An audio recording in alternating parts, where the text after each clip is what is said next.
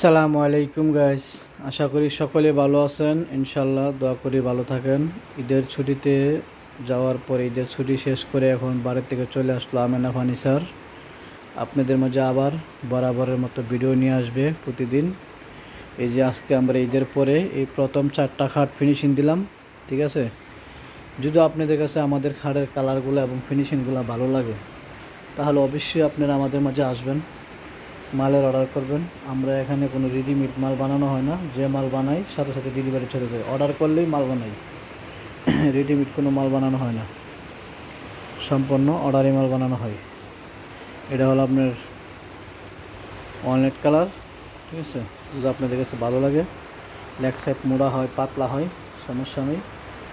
হ্যাঁ, এটা হলো আপনার টিক কালার।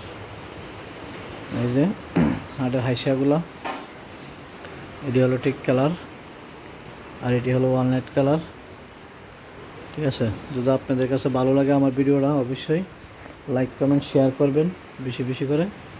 আর আমেনা ফার্নিচারে চলে আসবেন, নারায়ণপুর ঈদগাহ মাঠ সংলগ্ন।